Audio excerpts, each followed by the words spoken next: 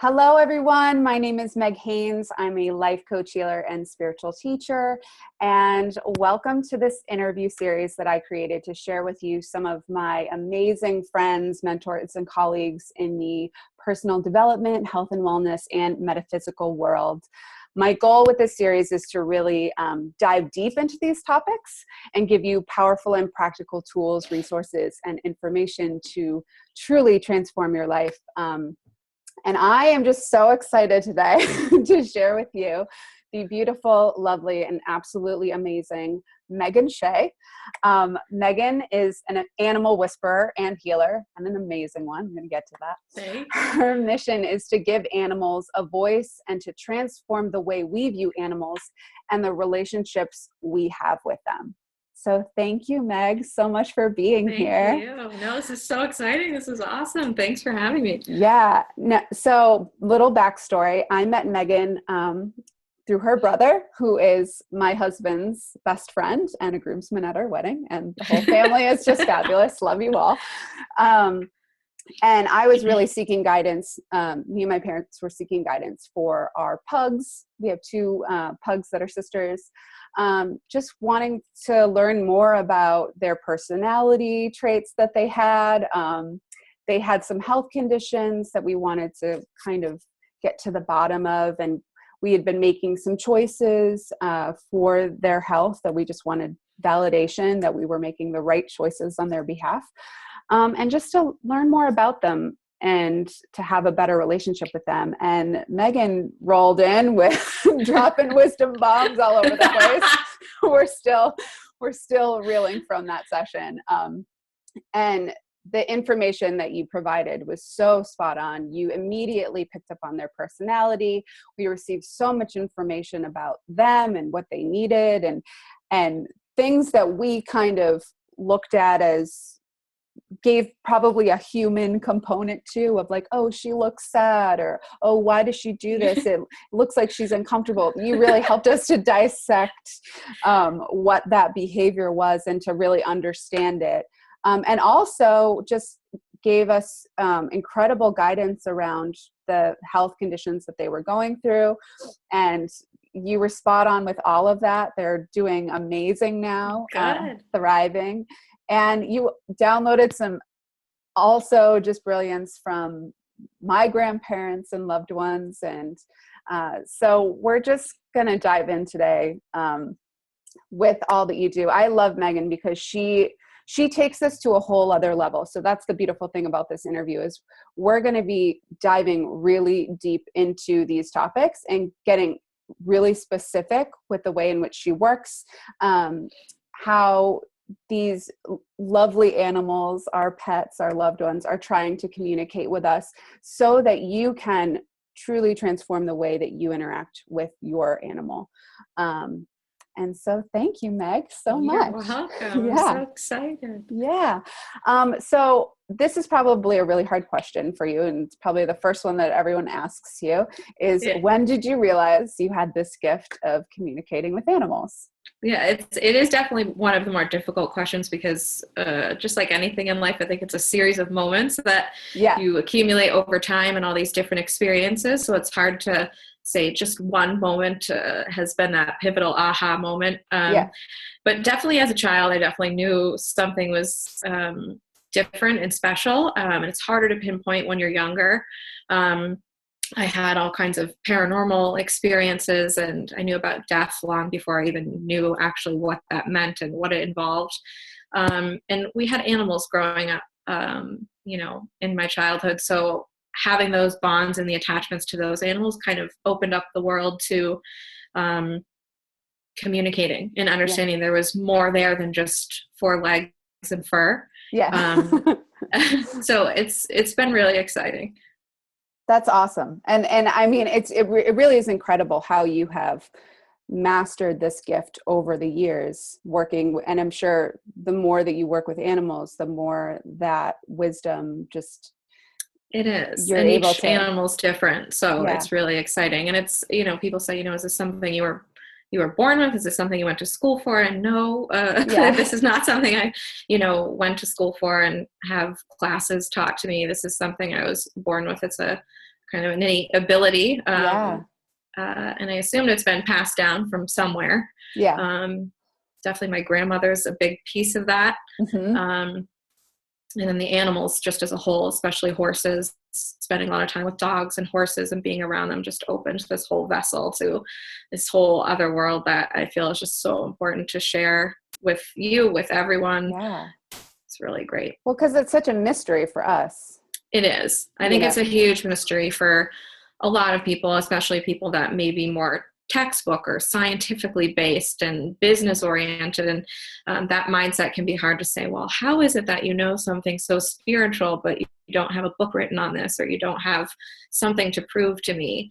And so my work and my mission is based around trying to give people more of the experience-based type of exposure, and like more of the experience-based kind of proof that there is so much more than what the human eye can see. And that's the part that I want to share.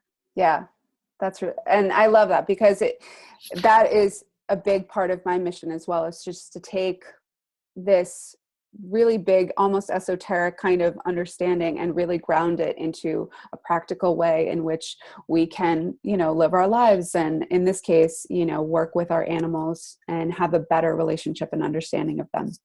Totally. And we should be listening to them more too, just in the sense that there's so much depth and so much knowledge there. I think beyond what's even in textbooks. And that type of information is what people should have access to. So can you dive into, obviously I've been very blessed to receive one, but can you dive into really how your gift works and how you go about doing a reading? Absolutely. Yeah. All of my sessions are never under an hour. Sometimes they go way over because they get so deep. And I have some clients that will write page after page after page of notes. But generally I take the hour. It's a private 1 hour session. With the animal of your choice, whether horse, dog, cat, anything that you would like to communicate with. And basically, once I'm in the room with the animal, I either sit on the floor or I put my hands on the animal. And then I like to describe it as kind of like a telepathic connection. So basically, it's a conversation between the animal and I that everyone else might not be able to hear. But there are things you can look for and things you can see to know that I'm in this special place, in this special zone. Yeah. And the animal and I go there together, and it's like we take this little journey and we talk and we come back into the real world, and then we share and express what they feel is the most important to bring to the table. And so it gets a little deeper, because what happens is I kind of imagine we were just talking about this, but like The Wizard of Oz was one of my favorite movies as a kid. And one of my favorite scenes is Glinda with this big, beautiful, iridescent, sparkly, glistening, rainbow colored bubble. And she's inside it with this wand, and it's like, what is your gift? What are you? Right. And she's this magical being that possesses all this knowledge, and we wonder where it comes from. But for me, the bubble is what sticks out to me. It's like, I'm in a room with these animals, and I have all of these kind of bubbles floating all over the room, and it's all this energy and electricity. And as soon as I start popping and tapping each little bubble, there's all this knowledge that just kind of pours out. And so whatever that animal wants to share, he's like, all right, tap this one, there's something cool inside here. And you open it up, and it becomes this big conversation about something the client might not be expecting. But it's a really amazing experience. A lot of it is through touch, like I said, and close contact and being with them. And we both get into this state where that information can be passed back and forth. So it's pretty brilliant. I love the visual of the bubbles too, because that I think helps break it down a little bit more for an understanding piece. And then, so you mentioned touch when you're working with them. Can you work with animals long distance? I can work with any animal. It doesn't matter where they're located. Being in the room with them is definitely a different experience. It's more of a bond. It's more of a connection. So I love being in person, but if a client were to send me a photo, it's really the eyes that do a lot of the talking too. It's kind of the windows to the soul, as I like to say. The other term I love to use is ocean eyes, because when they're connecting and communicating, they get this glazed over fog where they get so relaxed and content, and the eye just looks so at peace, and they're in that moment, in that present moment where they're like, okay, I'll tell you everything you need to know. Yeah. And then it just becomes kind of seamless. So the touch has a big thing to do with it for me, because it's almost like you're zapping this little electric piece of like igniting this information to happen in the conversation to kind of jumpstart, right? Just like you have to add kindling to a fire, it's this touch kind of that will ignite the conversation and let them feel comfortable that they're safe to communicate and to talk. And do you ever notice that some animals take a second to open up for you, or is it a personality thing? So it's a lot like humans too, believe it or not. There are some that, depending on what they've gone through in their life, if they've had traumatic experiences, if they're a rescue, or maybe it's their first time in this world, which we can get into later. That's a very deep part of it. But it definitely has an impact on the personality and how the information can come across. So some can be more reserved, and it takes a little bit more work on my part to open up and make them feel comfortable and give them kind of the platform to feel safe to express. And sometimes it comes down to something as simple as saying, could you ask my mom to just step outside the room for a second so we could talk alone first? Oh, really? That happens? It happens all the time. So it can be really extremely humorous. But that's what makes it special. Each animal is different. They all bring something different to the table. So you really never know what you're going to get or what they're going to say. Yeah. And to that piece, you were able to channel information that was spot on, by the way, about my grandparents, about my husband's career, about things that we were doing as a family in the present moment. So does that information, is it kind of like once you're open, or is it the animal that's really telling you that information and guiding you through that? Yes, the animal is the biggest piece. If the animal were not in the room, it's, you walk in a room with someone that's stone cold and closed off. There's nothing there. Yeah. So I do have the ability to communicate with people also, but it's the animal that actually opens the gateway. So for example, if there's a special event coming up, like for you, it happened to be your wedding. So it was an extremely important message, the birds, that's all I can think of is the birds, which you can explain that piece, but that became an important piece of information to put on the table for you. So you knew you felt support on your beautiful special day. That your grandparents were in fact with you. I actually have this, wanted to. So one of the messages that you channeled was that when my grandparents come through, they always come through as a red cardinal and a yellow canary. And first of all, my grandparents loved birds. They used to have a bird feeder right outside their house and would just, watch them for hours. My grandfather especially loved birds. Him and I used to go bird watching, and that was a special bond that we had together.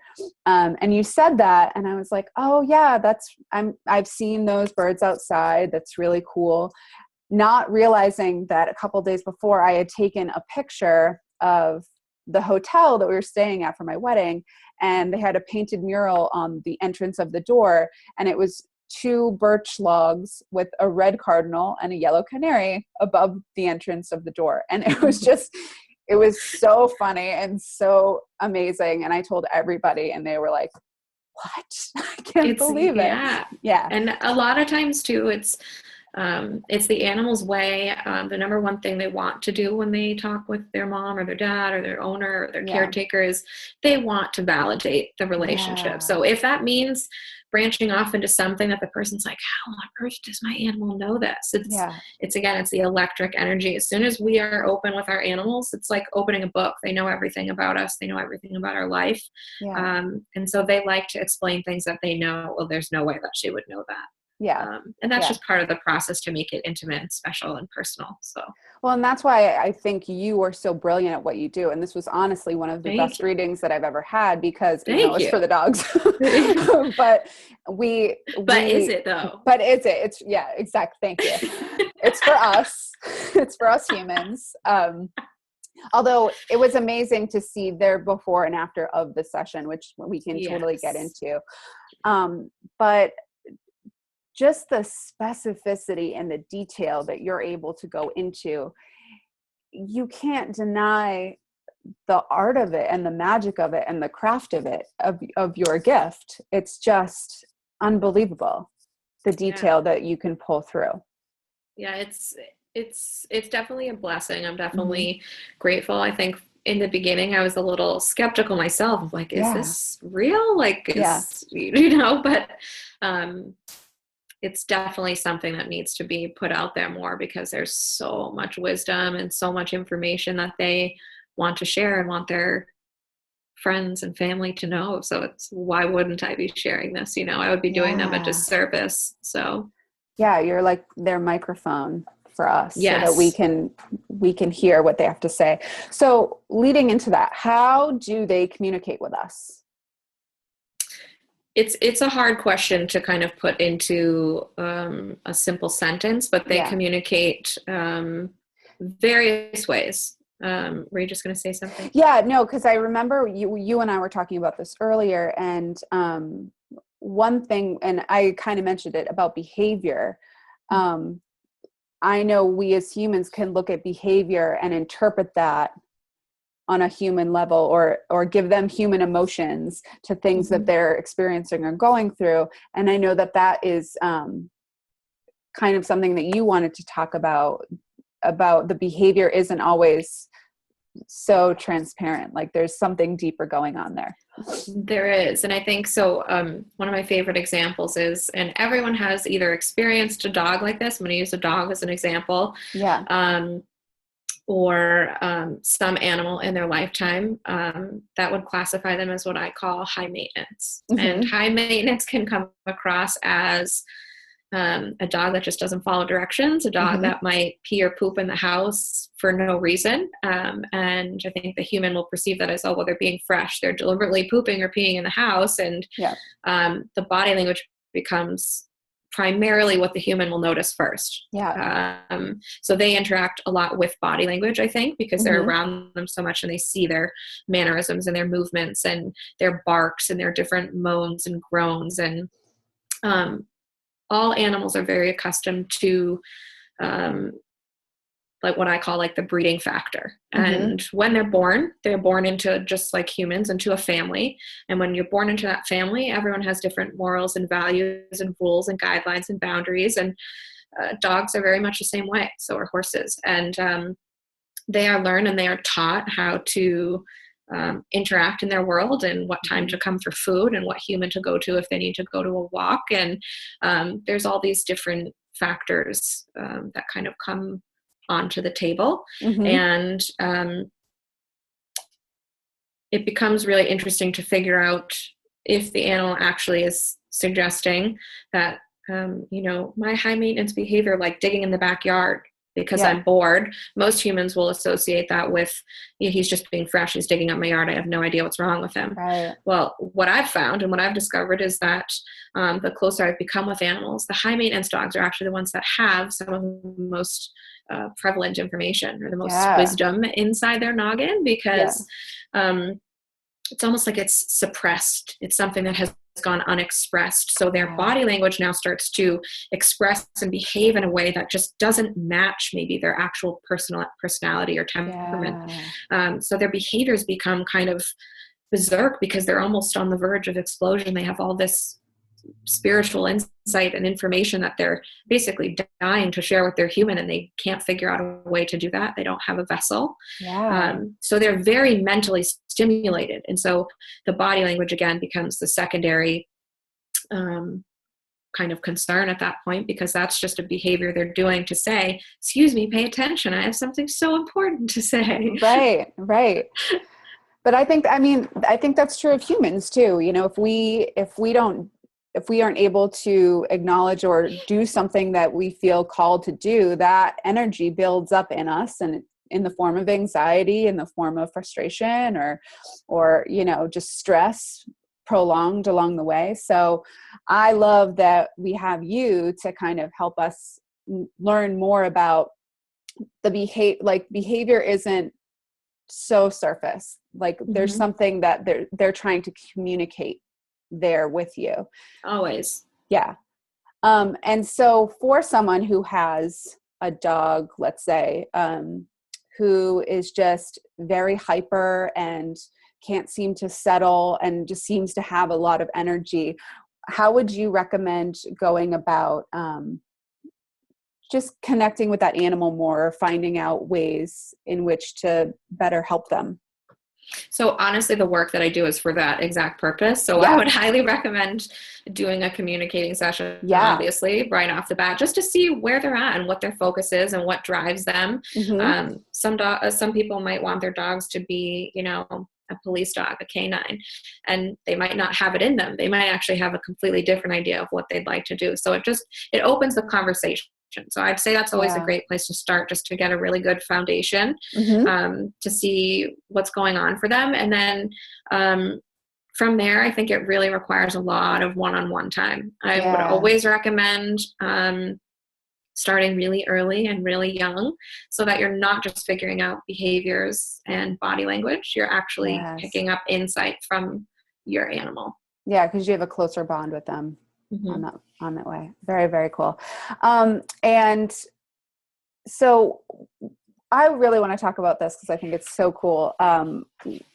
Do animals have past lives? Yes. Humans too, but yes. Animals definitely, not all. There's some that, like I said, have been in this world just for the first time, but there are definitely animals that have experienced past lives before, and that's usually something that comes out right out of the gates. They'll have this deeper knowing or deeper wisdom. And when I say, well, where is this information coming from? Where are you getting this? How do you know all of this? And they're like, well, I've been here before. So it can be really interesting. There's lots of dogs that I had worked with one dog who actually, oddly enough, was an English professor. So the way that he spoke and interpreted information and presented information to his mom and his dad was actually quite articulate and very intellectual. And he was literally by the book. He had to go through each section and each segment. It was very organized. He's like, well, this is why I'm actually very wise and very smart. So he was very book smart, and he knew things that he knew terms from books and verbiage about massage, like things that a human would know, that you're like, this is really fascinating, you know? And that's definitely one of the more quirky stories, because people are like, how does that really happen? Has he really had a past life before? But it gets really intense. It's amazing. Well, and that's really cool too, because I've done a lot of work with past life regression, and that is a question that comes up a lot for people, and is, you know, could I have been an animal in another life? Because I feel so connected. You know, is it that we just come back as animals and just come back as humans, or we come back as kind of different experiences of things that we want to know? And sometimes it's interchangeable. And it's based on, I always think of like the universe or the spiritual side, or wherever we go when we pass on. I think of it almost as like this beautiful place with all these side roads and this beautiful green grass and these little houses, almost, with these beautiful little doors, and each you know, little mini house has a sign on the front of the door, and it's different spiritual leaders. And you know, when you pass on or you go to the other side, you meet these intellectual, experienced spiritual teachers, and they offer you the gift of, do you need to learn how to communicate better with your humans? Do you need to go back and teach someone a lesson? Or are you ready? Have you experienced life before, and I need to send you on a mission to really communicate with this person and help guide them so that they can find their path in life? Because without you, they're going to suffer tremendously or have trouble without you.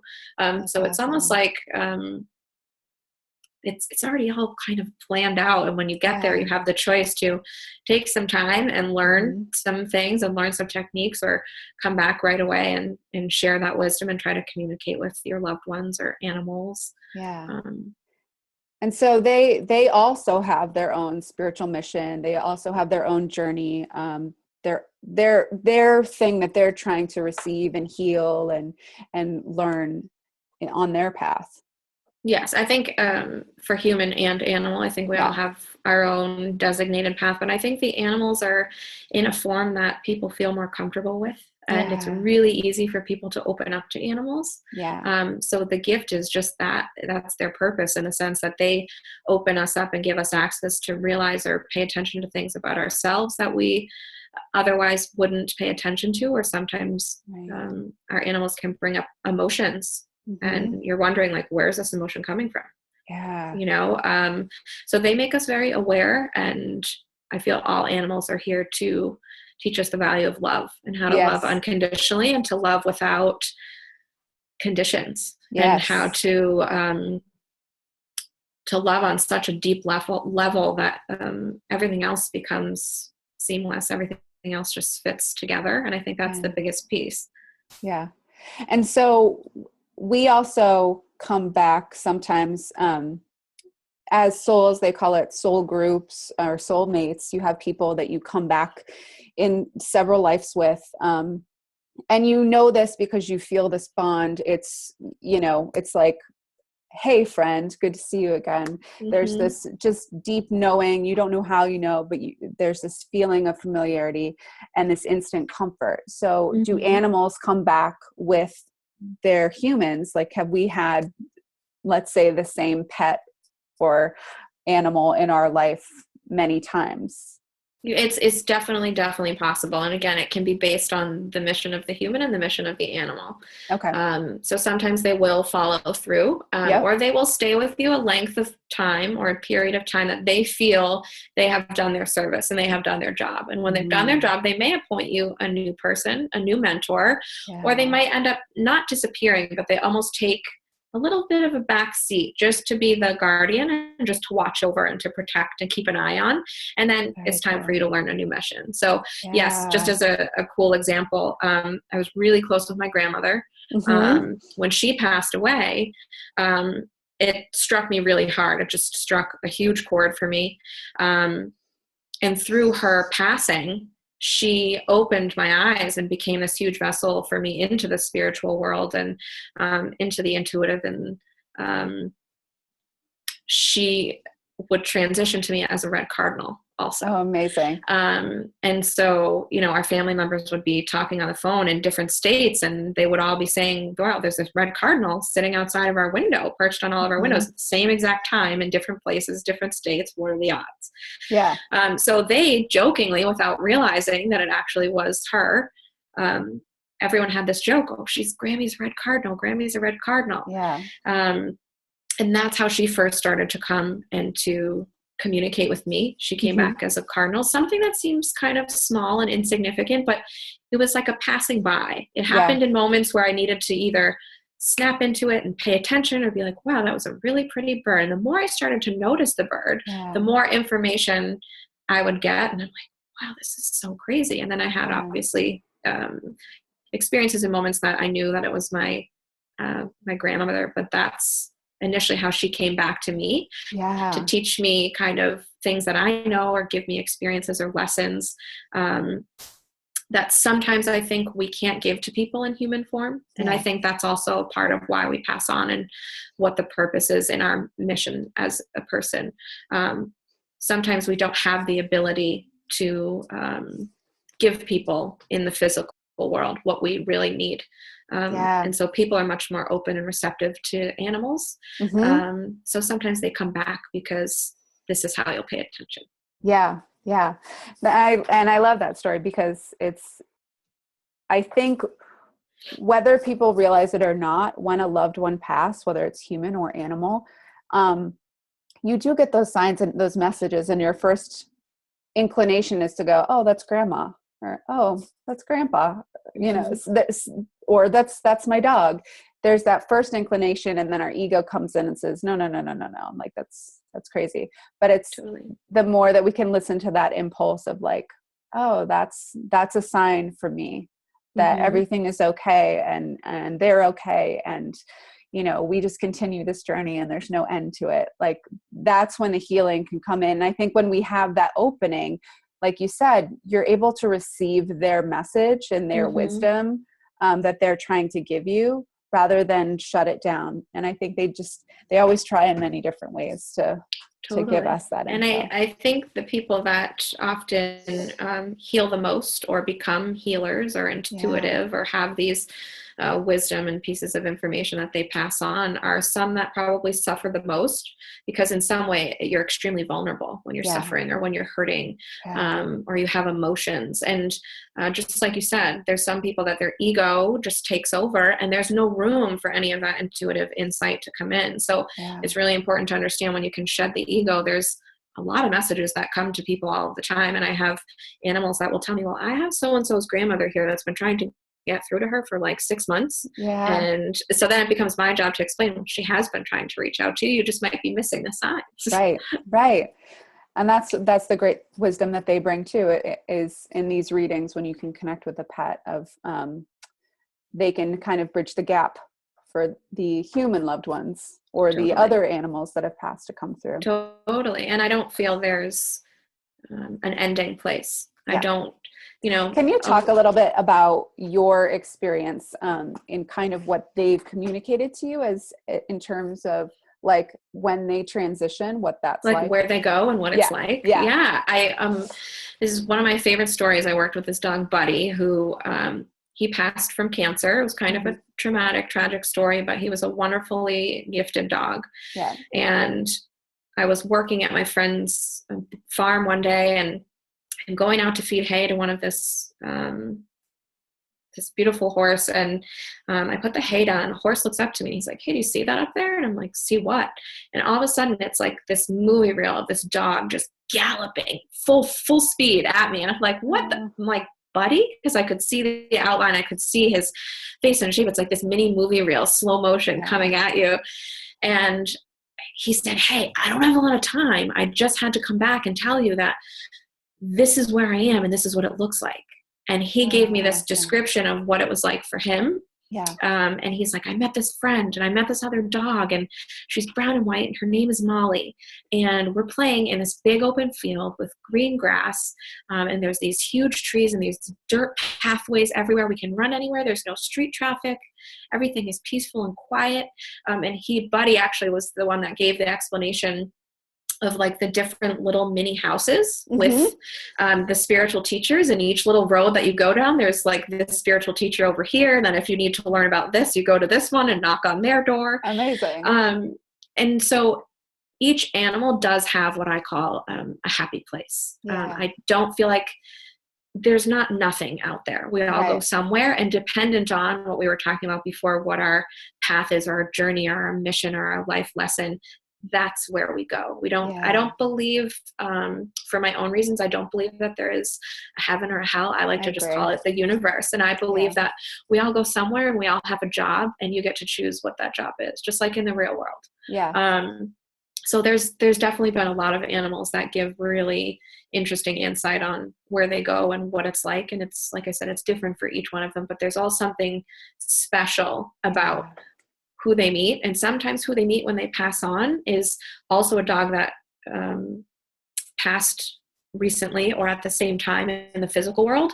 Okay. And what that does is those two dogs now meet basically in their world now where they pass on to.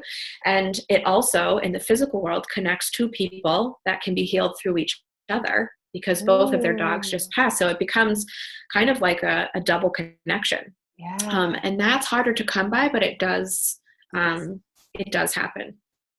I love that explanation too, because and I think you and I had talked about this, and I kind of work with my clients in this way as well, is when someone or an animal passes, I think sometimes we immediately want a message, or we feel like we're not receiving anything.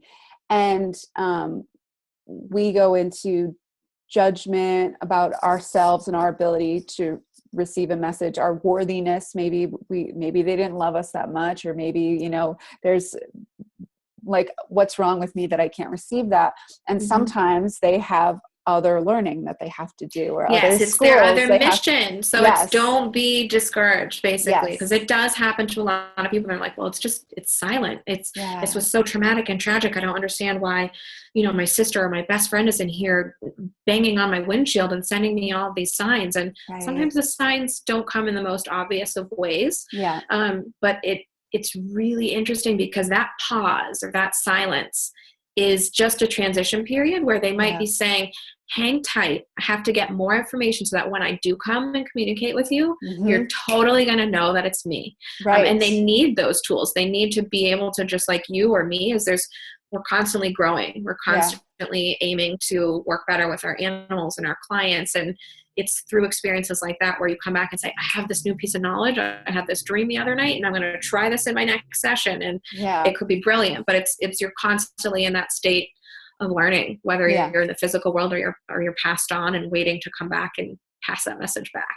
Yeah. And I think that's just really healing. And I wanted you to share a little bit more about that. Thank you for doing that, because I think, sometimes people feel just the absence of, I'm feeling so much loss, and then radio silence. So it's like, it almost doubles the loss. And sometimes it's just a matter of them getting more tools and more information. And there's power in that, like you said, that vulnerability, that time when we're experiencing a loss.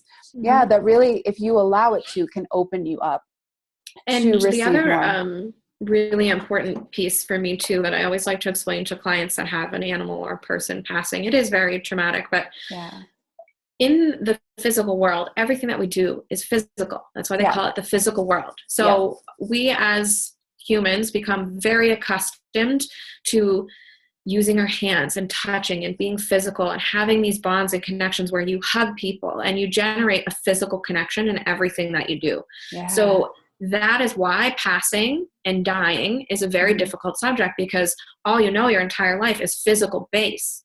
So when now they shift into a non-physical form and they become now into this almost like extraterrestrial, different form, what I call spiritual or intuitive form, people can't see it with their own eyes. So they're like, it doesn't make sense to me, or I don't believe that. But it actually 100,000 million % exists. And this is what also my mission has become based around, to generate a bond that kind of will reconnect people to understanding that just because that physical body is no longer there doesn't mean it doesn't exist anymore. Right. And that's the piece I want people to really understand, that there is so much more that we can't see. And sometimes it might be, you might get a sign that you're feeling something. You could get a cold draft of air. You could get a hot flash and feel completely flushed. There's different types of ways that they can communicate and let you know that they are around.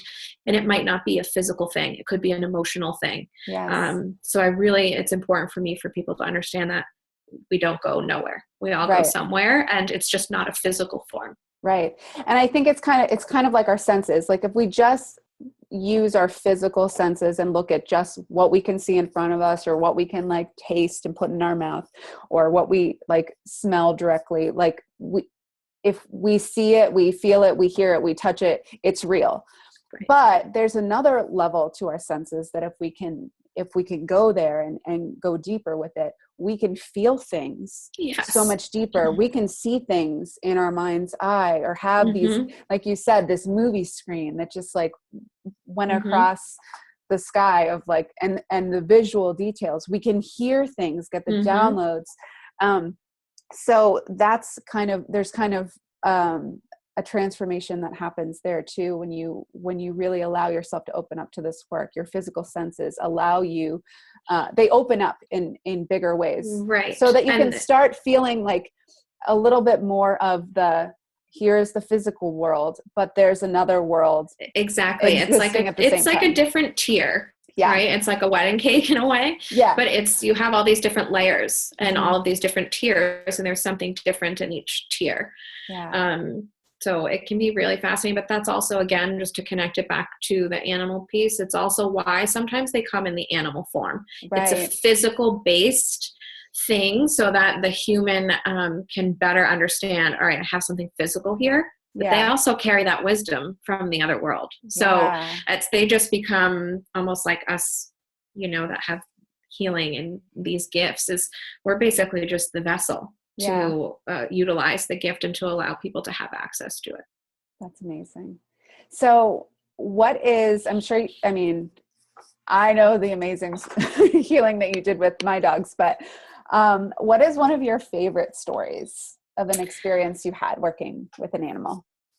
I have so many good ones. I have a few probably that would be great to share, just because they're so detailed and they're so in depth. And I think it really brings a special piece to why I do what I do and why it's different than other maybe communicators or whisperers. I have a very dear friend who had this beautiful black Frisian mare. Her name was Madison. I'll probably get so emotional just talking about it. She was, when I tell you, a spirit inside a horse's body that was like aching to get out. And she had so much to say, and her body language would exude that. She was banging on her stall door every chance she got. And she, either really liked people right away and showed them that affection, or she was really reserved and was like, I'm not so sure about you. And she just had this way about her that commanded a presence, and you walked into the room and she kind of took over, and you were like, wow, who is this amazing horse? And I've shared a lot of personal experiences between, my friend and her horse and myself with that particular horse. But one of my favorite memories I have of her, my friend had called me. She had worked with a bunch of communicators before, and this was kind of newly when I was kind of tapping into everything. And she calls me one day and she says, I need you to do me a favor, and I need you to come and talk to my horse. And I said, well, sure. Yeah. And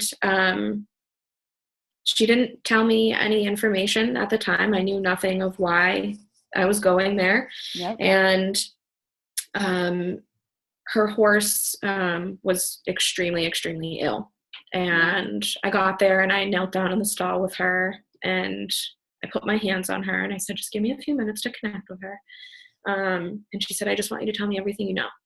And I said, okay. So I had to step outside of friend mode and really go into kind of my professional, intuitive mode. And I put my hands on her. And now this horse is extremely talkative 100% of the time. And as soon as I put my hands on her, she had this intermittent, like skipping a beat kind of language that started happening. And she would give me these bits and pieces, but it was kind of foggy. It was kind of straight to the point, but it was choppy. It wasn't, she wasn't giving me full sentences anymore. So I immediately knew something was up and that something had shifted for her. Yep. And as I had my hands on her, she expressed to me, I have a severe cardiac issue. And at the time, we noted that she also had a severe impaction. She had sand colic, which caused the impaction. So it was, she was just suffering kind of across the board. But again, the body language and things she was expressing was leading to this impaction. And here I am putting my hands on her, and the horse is telling me I'm seriously suffering from what's my primary issue. And they were thinking it was the opposite. And then an amazing thing happened as I'm talking to her about this heart issue. And I said, I need you to give me more specific information and tell me how I can tell people and relay this information, what's going on with your heart. And she talked about there being a hole or fluid kind of around there, and that it was beating out of sync and just, it wasn't working properly. And all of a sudden I see this image of a horse that was in spirit, and her name was Courtney. And she came over Madison and said, Madison, I'm here for you, and I'm here to help you transition. And it was at that moment that I knew it was her time. So, I gently had to tell my friend it's her time, and this is why. And we looked at each other and we're crying and nodding, and we're like, this is so wild that this is happening, and it's so real. And so we spent, my poor friend spent probably 11 hours. We knew really early in the morning that something was happening and going on. And it took 11 hours because, again, I think the practice of veterinary sometimes is very scientifically based. And so sometimes I might have a knowing of something that needs to be proven through tests and other things in order for someone to say, yes, it is in fact a good idea to put her down because she's suffering. And I understand all that. It just makes the process, I think, extremely difficult. And, so many hours go by, and finally the vet said to us, there's a serious cardiac issue here. And my friend and I like whip our heads at each other, and we're like, yes, thank you, bingo.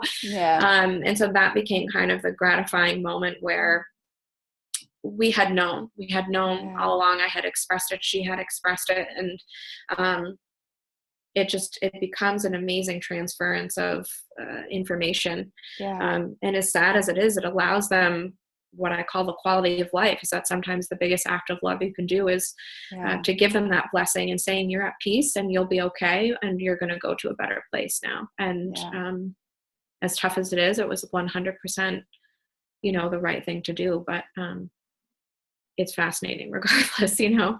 Yeah. I mean, that's just, it's so powerful. And obviously emotional, because there's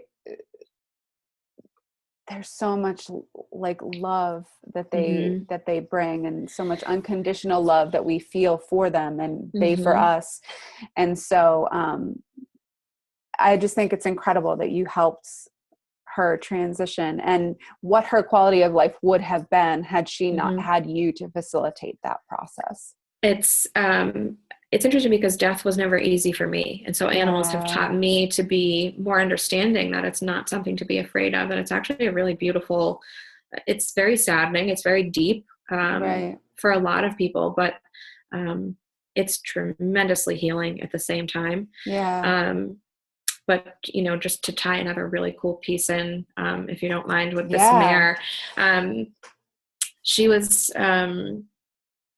so fascinating. And so one of the first times I ever worked with her, she actually has an extreme ability to communicate from a distance. So I could be driving my car and all of a sudden it's like I'm playing my voicemail over my car speaker on like audio, on surround sound. And she's like, Houston, come in. I have something to say. And I'm like, Madison, like, what are you doing? And, so I confirm that it's her, and I'm like, all right, well, it's like we're having a phone conversation, right? And I'm driving, trying to like not switch lanes and run through a stop sign. And she's, the time of this story happened to be while she was pregnant. And she had reached out to me because her mom, one of my best friends, was at work, and she came to me with this presence, and she was pacing back and forth, and she was at her wit's end, and she's like, listen, I'm ready to go in labor. I know my mom's still at work, but you need to call her like pronto, because I need this list of like 7 things for this to be like a smooth and seamless pregnancy. And I'm saying to myself, like, geez, I need to be taking notes, but I can't because I'm driving. How am I going to remember this? So her ability to reach out through a distance is like one of my favorite things that animals that have definitely had a past life. That's one of the things they bring to the table, is they can connect from a distance. And so she goes through this whole list. And so the couple of things that I'll, just for this conversation, because it's so interesting, she brought up that she needed a bucket with cold water and a sponge. And she wanted 3 people in her stall. She understood the vet had to be there, but she was saying, Meghan, I'm so private, and I will be so insulted if people are standing through the bars of my stall watching me give birth. Like, this is very private. Please let everyone know I need a little space. I appreciate that. Like, maternal. She was the mare that knew exactly what she wanted, and she wasn't afraid to say it. And she's, interestingly enough, exactly like my friend. She's very spot on. She's very accurate. She's very like, this is me, no fuss, no muss, no in between. And so the mare kind of proceeded to go on, and she went through her list of other things. And she had noted to me, when I give birth, I'm going to be on my left side. So please tell my owner this. So that basically she was kind of going through and giving her things she could validate and make happen for her that would put her at peace and keep her comfortable during the pregnancy. Then she goes forward and she's talking, she kept giving me the number 4. I'm like, well, what's with the number 4? Why are we talking about 4? Like 4 arms, 4 legs, 4, like 4 teeth? Are you going to lose 4 teeth? Like, what are you talking about? And she says to me, well, no, it's always referring to a date and a time. So 4, remember the number 4. And I said, well, okay, I'll pass it on. She's like, by the way, have you contacted her yet? She needs to come home from work like now. So this became all kind of validated for my friend after the fact. But we were in the stall a couple days later. This was the information she gave me was like on a Monday, and then it was a Friday. And the baby was born at 4:22 or something in the afternoon. And the 4 also connected to the day of the month that she ended up having the baby. So yeah, it's all these different pieces that intertwine and connect, and they form this like surreal bond that you basically take that with you forever, and sadly she's no longer here, but her presence is, I mean, she's a gust of wind. When she comes in and she wants to talk, she's ready to talk. So do you still find that you can communicate with her, or she still communicates with you? Or she actually is in the transition phase of learning an abundance of information. She's working out some issues that she had in the physical world. The interesting piece is she's working through a lot of sadness and through a lot of guilt. She actually, the mayor that came to her during her passing, Courtney, that I spoke to you about, she actually killed Courtney. Oh, wow. And it was an accident. It wasn't her fault, but they had like a little bicker. And she kicked her in the side, and Courtney had to be put down. She had some severe injury from that. So it's an interesting piece that happened to be the mayor that came back to her to kind of rescue her and make sure she was safe. And so now she's kind of off in her little learning facility. Yep. She comes back in an interesting way. She's come through weather. So like the form of wind. And she's also come back right after she passed in the month of October. And my friend and I were hosting this clinic about all this intuitive stuff and riding and connecting the two. And she came in the form of snow. And she said, I just want to let you know the snow is a message that I'm arrived. I'm at my happy place. And this is the message I'm sending to you. In the middle of October, we had a brief 60-second snowstorm. And we looked at each other and we were like, it's Madison. Yep. Yeah. So it's really interesting. She does come, but she's still learning, so she can come back and do more. And I just think it's incredible to hear that, and it's awesome to hear the process that they do go through, and we're all on a healing journey, and it's important for us to do our work that allows us to heal and to come back with more awareness and more love and more understanding. So we know better, we do better, right? It's super, super honest. Yeah. Super honest work. And it requires a really big heart, but it also requires a really open heart too. I've cried probably with more of these animals than humans, but that's also the deep piece of it, is that they all offer us something. You just have to be willing to take it and to see what it is. Yeah. So what are 3 things people watching today can do to improve their relationship with their animal? Because I know that's obviously a big thing of what you teach in your sessions and helping families just better serve their animal and be better guardians for their animal. But what would you say the top 3 things we can do to improve that relationship? I'll go through a few of my favorites, and they're going to sound extremely simple. People are going to be like, yeah, I already do that. Yeah. And that's okay. If you're thinking you already do them, then keep doing them. Yeah. But some of my favorites, one of them includes one-on-one time. Yes. And when I say one-on-one time, I'm talking the type of one-on-one time where you're really one-on-one. You have no interruptions, no schedule, no structure, nothing else to do. And you have designated time with your animal, dog, horse, cat, doesn't matter, where it's really, there's no agenda, there's no rules. It's almost like you're letting the animal lead a little bit. You're letting the animal come to you or maybe climb on top of you. And being open to inviting conversation and talking as though there is a soul there. I think a lot of people get stuck in the frame of mind of using just dog words like sit and stay and speak and off. And it becomes very one-sided. It becomes verbally one-sided, where they get used to, they're like, oh, they're not listening to what I'm saying. Right. And it's actually a lot deeper. So I find if you really get down on the floor with your animals and spend quality time with them, it invites them to feel open to communicate something maybe differently to you that you might not notice if you didn't get down on the ground with them. And being open to the conversation, ask them like, what are you doing? Ask them like they're a person, so like, what are you doing? And see what their response is. And just being more playful with them and allowing them the time not to just spend time with you by, I worked all day and I'm going to let them outside. So I did spend time with them, and then I'm going to do some more work and I'll let them out again. No. This has to be completely, fully you on the ground. Engaged. Connecting and really being engaged and inviting them to kind of explore you, and you explore them without really maybe even knowing what you're exploring.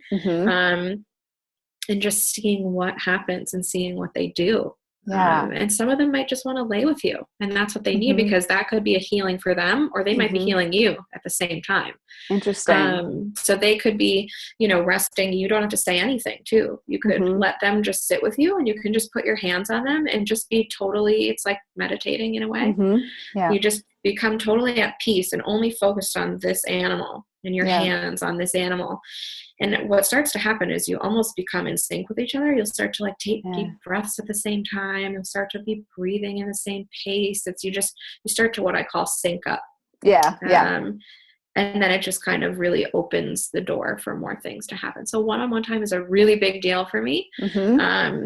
So try to switch it up. Try to do it different than you normally would. Not just a car ride, not just a beach walk. That's not the one-on-one time I mean. Well, and I definitely took your advice with that, because I have 2 pugs, so I would hang out with them both together, and because I wanted them both to feel loved. But I started taking time alone with Pumpkin or time alone with Gracie, and I know that has made a huge difference, because they're feeling received as individuals and not as sisters. Right.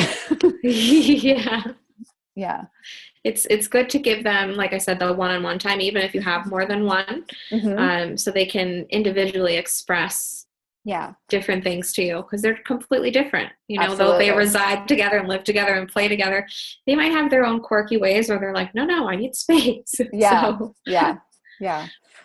Awesome.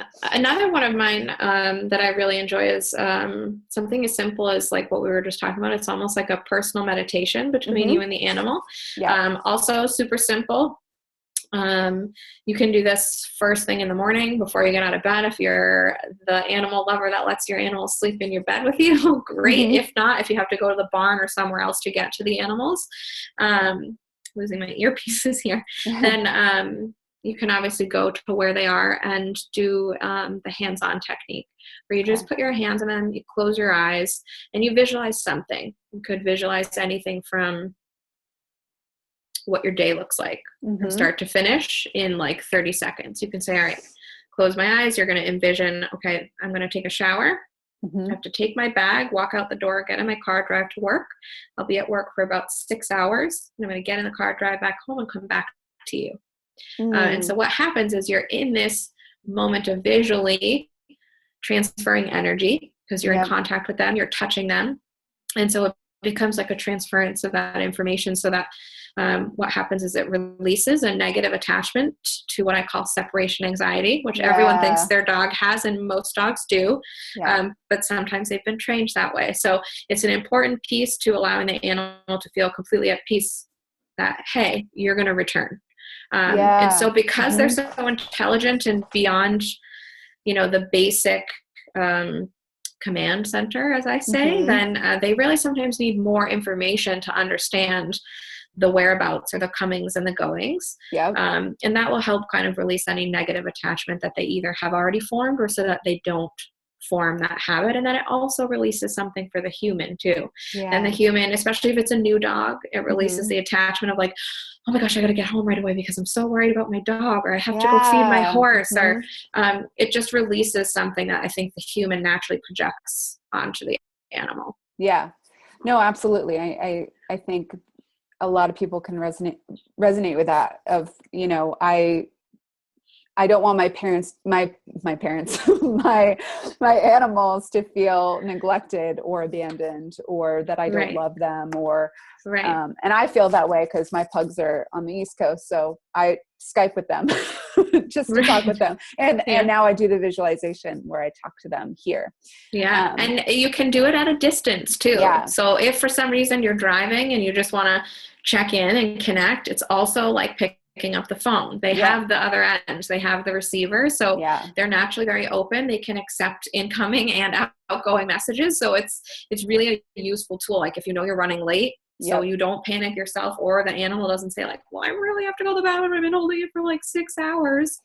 Yeah. You just, it's almost like you're calling them to let them know what's happening, just in a different way. Yeah. The other one that I really love that's really special to me is never say goodbye. I don't like the word goodbye. I never have. It has a very negative attachment for me. And it runs deep with me with animals. And a lot of animals really appreciate if you say, okay, be good. I'll be right back. So for me, using the term be right back, or I'll be back, or not see you soon, it's a little more removed. It's like they want to know you're coming back. That's a concern for them. So for me to validate for them, yes, I'll be back, you know. And if you know you're going to be right back, and I mean right back like you're going to CVS in the bank and coming right back, you can say I'll be right back. But if you're just going to be back, that signifies that it's a longer period of time. So it's best to be honest and just say I'll be back. Yeah. And it, again, removes the attachment for the human and the dog. And it lets the dog know, all right, I got a little alone time now. I can do my own thing. I'm good. And they'll go about their day and do what they do. I'm going to start doing that. Thank you. It works really good. And I always suggest doing it. You know, you can love on them, hug them, pet them. But on your way out the door, I always suggest for people to turn around and say, hey, I'll be right back, or I'll be back. Because they know. So it helps them have a better understanding. Yeah. And it's just kind of like an unspoken communication then between you guys. Right. And just remember too, what we were talking about earlier, it's animals, especially dogs, have grown up knowing to either be removed from a mother or a father or from their pack, and they get rescued and they get taken out of their families and brought to someplace else. So there's a lot of not knowing for a lot of animals. You know, a horse is being sold and brought to another barn, and he's like, wait, what happened to my mom? Where am I going? No one is telling them why all these things are happening. So we have to learn to be more open to giving them access to, this is the structure, this is what's happening. And so that's why the I'll be back is extremely important too. It just gives them that extra clarity of what's happening. And probably just even in general, when you're making a life change, like you're having a baby or you're moving, just kind of walking your animal through that process. Right. And they're, remember, they've been removed, like I said, from their family. So if you're leaving every day, they're like, are you leaving for good? Or yes, they can learn from a routine that you're going to return every day at the same time. They can understand time of day better than we can, but I still think it's important to give them something that's more verbal and something that they can understand on a different level. I love that. Yeah. And you also mentioned for us to use crystals, which is really, really helpful. Yes. I absolutely love stones and crystals. I would highly recommend to anyone that has animals, not only for the human, for yourself, they should be everywhere. I have my whole little platter right here next to me. They're so powerful. It's almost like carrying a mantra in your pocket. It's carrying a piece of some kind of energy based on what you wake up and need that day. If you're waking up and feeling groggy, pick a stone that gives you a little boost and a little stamina and a little excitable feeling. But I find, especially with animals, and something that I'm going to start to create for my clients in my business in the near future, is to have like little kits, depending on the animal and their needs, or maybe what their personality is or their temperament or what they're struggling with at a particular time. It's important to pick crystals and stones that can help activate or help balance. So definitely, I'm a huge fan of working with crystals. I think that dogs and horses alike should have crystals either embedded in a collar or hanging from a collar, something that they can have with them kind of at all times, or just in the home. If they have a certain spot that they love to rest and relax all the time, put a couple stones nearby. It really helps them be clear, be conscious. It kind of unfilters we talked about bubbles before, right? So it's Mm-hmm. sometimes there's these bubbles that come in and we might not know what they are, and neither does the animal. And the animal's going to just start barking incessantly in the corner, and you're like, what's going on? And he sees a spirit that we can't see. Yeah. It's good to have stones and crystals to help balance and clear space, and keep good energy. So that basically you and the animal now are in control of what's coming and going from your home. So awesome.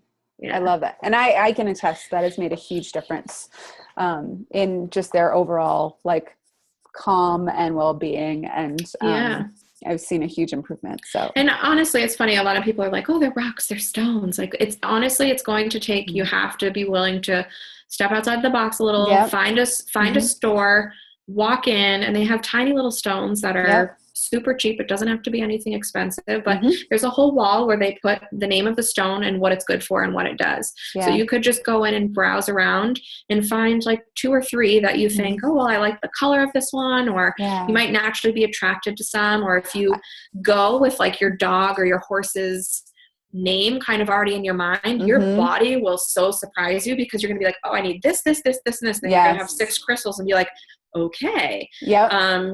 The other interesting piece to this that I highly recommend, something I don't disclose to everyone, so this is special viewers only, but it's a technique that I do with the animals that you can also do this at home privately, so people, feel comfortable doing this. But I pick like, you can do as many crystals as you want. You can pick 24, you can pick 100, you can pick 6. If you start with, say, 6 crystals, you have a little bag. You take one, and then you take another. So you have one in each hand. Okay. And close your hands so that they're like this. And you put it in front of the dog or the horse. And the dog will naturally, or the horse will naturally gravitate towards one hand. When they touch, lick, try to bite, or show any attention to one particular, that's the stone that they need. That's the energy they're looking for. It's something they need. It's almost like taking a vitamin in a way. They know that they need it. So they're naturally, just like we would, going to be attracted to what they need or what they don't have enough of. So I find it's a really great metaphysical way to kind of fill them up and emotionally fill them up. And so it gives them the choice, and you'll be awed at what they choose. And like I said, you just go through a bunch. You can pick 10, 6, whatever, and let them choose. We'll pick extremely quickly. You can show them the same one in a different hand every time with 3 other stones every time. They'll pick the same stone. And they might want to pick all of them. If they need all of the energy, they're going to pick more than one. So open mind, but it's a great experiment to do to see what they need or what they'd like more of. I absolutely love that. And I think crystals are one of those things where, I've, like you, have been fascinated with them since I was little. I've loved them. But I think, to the average person, they're just rocks. Like, they're just pretty rocks, but they come from the earth. So they have their own unique, energy source within them. Totally. And when we can utilize them to our benefit, like they're ready for us to receive their wisdom and knowledge and healing. And so using that with a dog is a great tool. Love that. Or a cat. And I don't know if this will help clear it up, but I think for me too, especially in the beginning, I was like, stones and crystals, what are we getting into here, But something that was really helpful to me that I learned kind of through experience, I'll give you just a visual in hopes that it can help better express the importance of crystals and stones. But I envision like an electrical outlet in the wall. Okay. It has energy and electricity, but not until you plug into it. Right. Yes. And then once you plug a cord into it, you have energy, you have electricity transmitting back and forth. So if you think of humans and animals in the same way, we all in our own way are this electrical outlet. And when we plug into each other, now it generates this frequency where there's constant energy and information transferring back and forth and back and forth. And the same is with a crystal. It has energy that's already contained within it. But when you add your own energy into it and you hold it in your hand, it starts pulsing and beating like a heartbeat. So now you're adding to that energy. So you're almost manifesting it to be bigger, to be louder, to enhance, to amplify it. So it does need touch. It does need to be carried around. It is something that almost needs to be activated, I guess, if you will. So it's important to understand that you're not going to hold a stone and be like, it's not working. Well, of course, yes, it has to have meaning to you. It has to be a stone that you're like, you know what, I need a little more, I need to feel filled up. I need some love. So I'm going to pick a rose quartz. Mm-hmm. It's a love healing stone. And so that's something that I either wear on my wrist every day in a bracelet form, or I carry in my pocket. And it's also one of my go-to stones for healing when I actually do hands-on healing for animals. Yeah. So now you have a stone. Yeah. And so now that I have this one stone, and I, can cleanse it in between, but every time I'm using and radiating this stone over different animals, it's absorbing and taking on and building this energy within it. So now that stone becomes more powerful. So in times it is what you do with it and what you invest in it. Of course. So what you put into it is important too. I love that. Thank you for that visual too, because I think that's something that helps people understand it a little bit more and how they work. And when you go into a crystal shop, you don't have to know what you're doing. The crystals will speak to you. You'll pick one. It sounds weird, but honest, it's not. You just have to go in, and you're either going to be drawn to the texture, the color, the size. You're going to be like, oh, that's so cute, I need that. And you might not understand why at that particular moment, but then when you're with your animal and they're like, well, what do you have in your pocket? And they know you have something in your pocket. You're like, but I don't have a treat. They know there's an energy there. They know there's something there. And that's the fun piece. That's where you can really explore. And that's a great game to play on the ground. You hold the crystals, let them touch their nose, lick, and have a party with it, because it really is fun. Yeah. And that's great. It adds more to that one-on-one time with them. So you're deepening that connection. Yeah. Awesome. I love crystals. I could talk about them all day. Me too. Lastly, probably one of the most important questions, and is really big to your mission and what you're doing. What do our animals most want us to know? Let's see. There's so many. I think one of the most important ones would be that they can hear us, that they do know what's going on. And I think they want to open us up to that. And they want to open us up to being able to witness or acknowledge, or to realize that there's more than meets the eye, and there's more than 4 legs and a furry body. There's so many, I think, different pieces to actually what they want us to know. But